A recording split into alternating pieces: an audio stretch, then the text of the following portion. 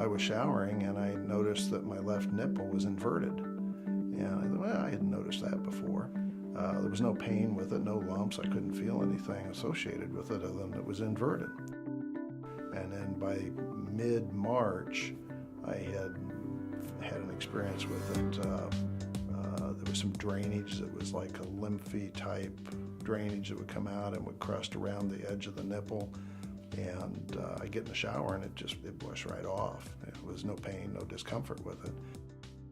And then I noticed about a week after that, in the Aurelia part around the nipple, there was a spot that was like somebody was taking a sewing needle with the eye end on the inside, pushing, trying to get out. And so I could feel this, and it was real hard pushing when I touched it.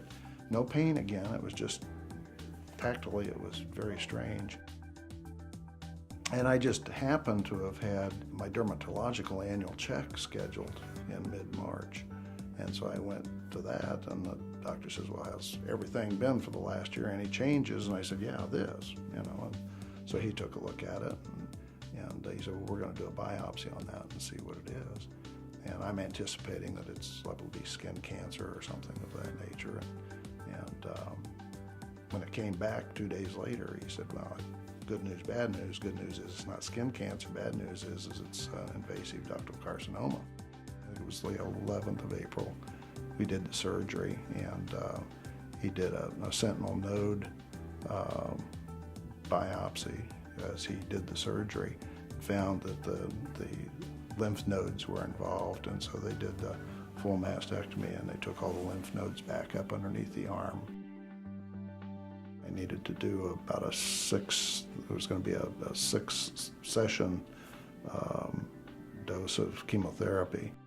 It was kind of interesting. The first day in, I was scared, anxious about it. Probably didn't sleep very well the night before because I didn't know what to expect in the way of side effects.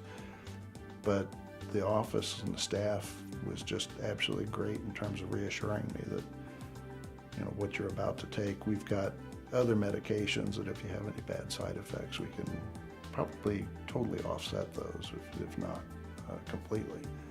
And they were right. They were able to do that.